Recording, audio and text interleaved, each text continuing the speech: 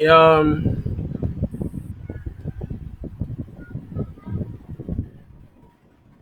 as I said the other time, I said my name is Blessing Dada. It's nice having you guys here. I believe we all came here to for a different purpose. Maybe we are just here to learn one or two things from our scholars.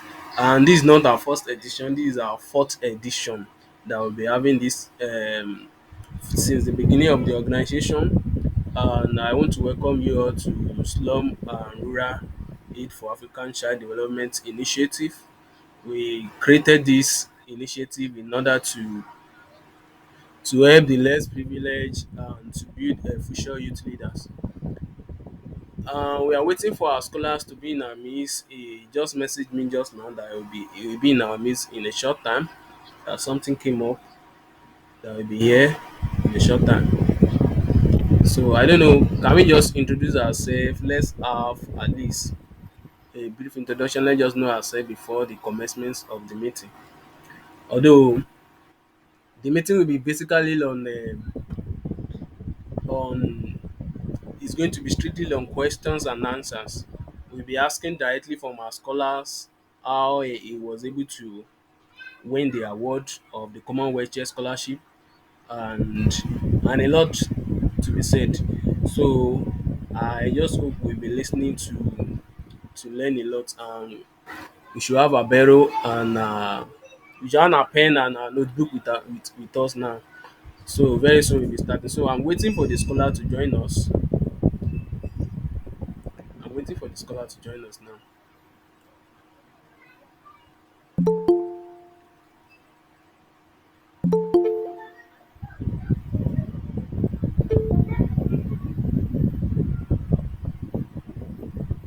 So,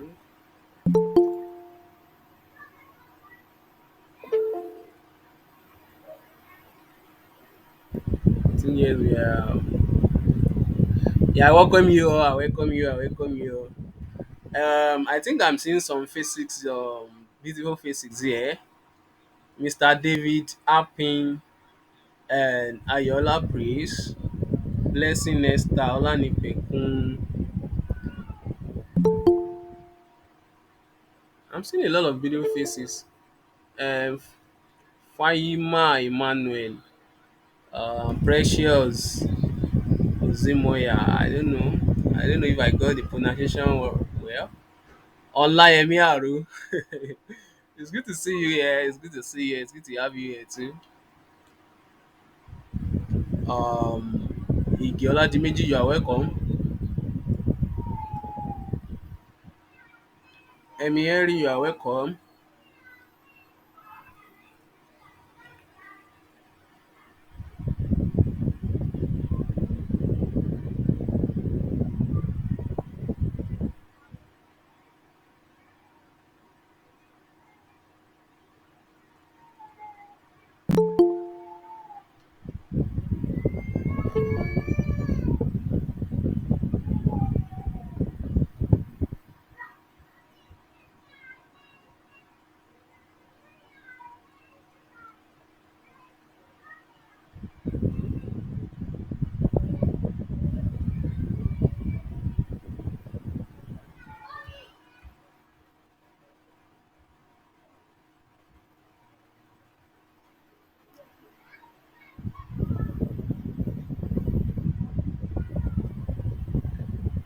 How to apply to Commonwealth Shared Scholarship and win the winning essay.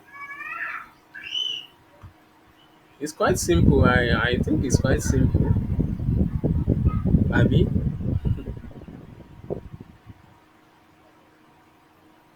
or don't you think it's simple? Yeah. Is there anyone applying for Commonwealth Shared Scholarship here?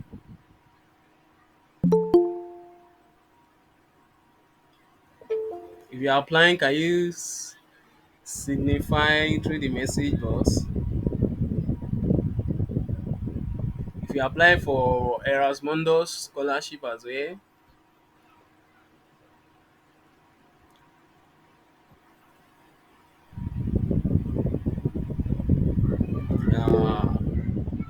Brian, well done, well done, well done, well done, well done. Okay, wow, that's nice.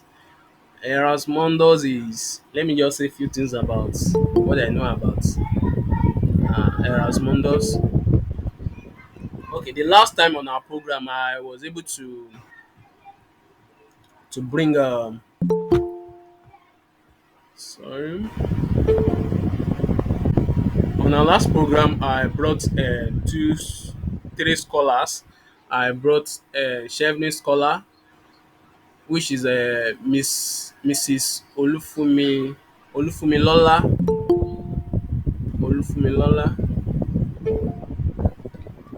the founder of Opportunity World, and I brought Dr. Cassandra Akinde, which is the founder of TNCI, that's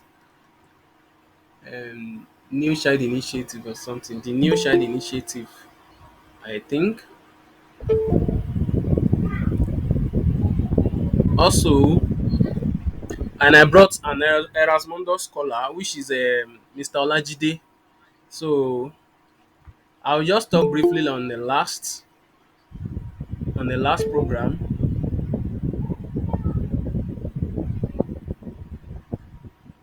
Yeah, sorry, Wàhálà mi ò I'm gbọ́. trying to adjust to my technical issues. Hello, can you hear me?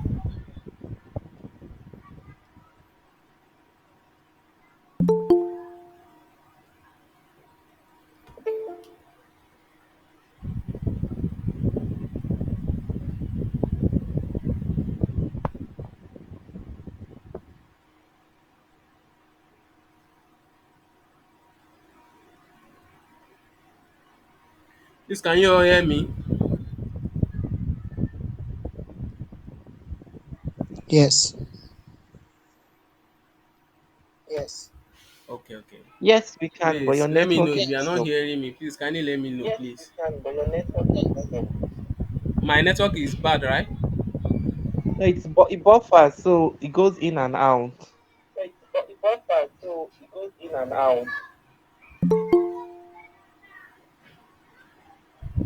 Is it that clear? Is my network clear? Can you hear me clearly?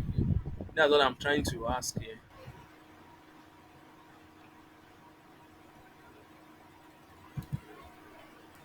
Can you hear me clearly? Please let me know, please. If you cannot hear me, please just tell me, please. Yes, we can. Yes, we Please. can for now. Yes. Okay, I think I Yes. can. I'm able to see some messages now that yes, they can hear me. They can hear me properly. Yeah, scholar is around. I would like to welcome our scholar into our midst. The person of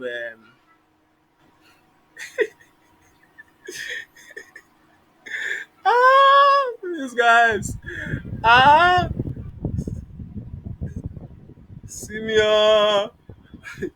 Anyway, let me introduce our scholar into our Miss Simeon Babarinde. He was my class rep in when I was in the land of Futa from the biochemistry department. He's a very, very good guy. It's good to see you again on the video, you know. It's very good. It's very good to see you again. I won a Chevening Commonwealth Shared Scholarship in year 2020.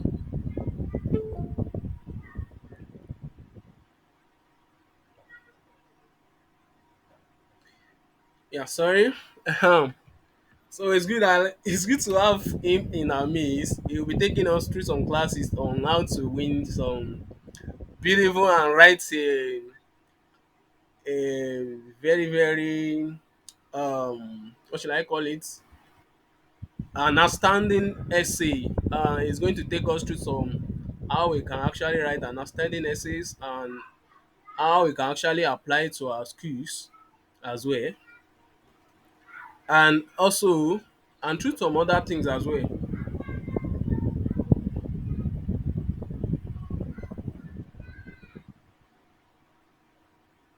Mr. Babarinde Simeon, can you just unmute yourself? Let's hear you, please. Hi everyone, good evening. Can you hear me clearly? Hi everyone, good evening. Can you hear me clearly? Yes, we can hear you. Okay. I want to Yes. be sure I have a good reception at my I end. want to I be don't know. sure I have a good reception at my end. I don't know. Okay. Thank you, Blessing. I'm glad to be here this evening, and Okay, it's a thank you, privilege Blessing. to I'm glad to be meet here this everyone evening that is and it's online a currently. privilege to meet everyone that is Well, online currently. I don't know what else I want to say anyway. I think Blessing has said I everything. don't know We what studied else I want together to in say FUTA anyway. anyway. I think Blessing has said everything. We studied together in Futa anyway. Yeah, it's good to have you here, Mr. Simeon Babarinde. Yeah, it's good to see your face. I think a lot of beautiful faces have been waiting on you just to have you on this platform. And I highly welcome you to this platform, Let me just talk briefly about my platform before we move on. Slum and Rural Aid for African Child Development Initiative is a registered initiative that is created to build a future youth leaders and to make sure to help the less privileged and to reduce the number of out of school children.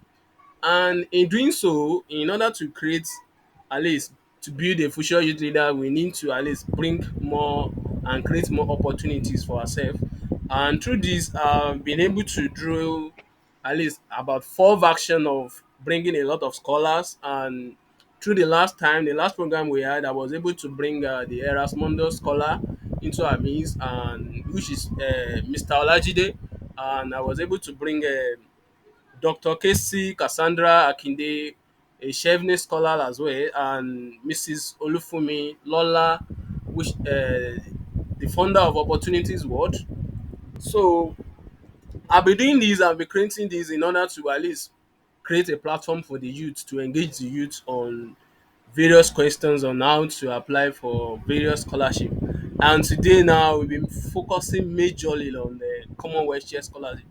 My boss, Mr. Babarinde Simeon, I believe the enjoyment of Commonwealth Share Scholarship is you can't just compare it to other scholarship. It's one of the best when it comes to scholarship, a fully funded scholarship. So having you on this platform, I know it's going to be an enjoyable meeting with you because I know you are going to be telling us the nitty gritty of it, and some other people that are here as well to learn one or two things from him. And this is just an opportunity for you to secure your answers to every question you have in your mind. So we're bringing in on board directly, and the platform is going to be strictly question and answers. I'll be giving you my questions, and you'll be providing us an answer, in which I believe is the most. It's going to be an appropriate one. Um, Before I start, I would also like to welcome everyone to this platform. At least we have more than 17 people online. Although we have a very short time to at least put this online, it was very short. We came across this a very short time before we planned this. It was already late, but at least we just want to do something. We just want people to benefit from what we are doing. And now let me just move to my question, Mr. Babarinde. Simeon Babarinde, I really appreciate you for coming online to make this possible as well. So to my questions, I've been hearing about Commonwealth Share Scholarship, Commonwealth Master Scholarship, and I believe maybe some people might not actually know the difference. Can you just tell us at least tell us the details about this scholarship? Is it fully funded? Is it partially funded? Is there any difference between those masters and the Commonwealth Share Scholarship? Before I move proper to my question of the day. Thank you. All right. Please, I just want someone to shout in the chat in Alright, case you can hear me at please, any I just point. want someone to shout in the chat in case they can hear me at any point.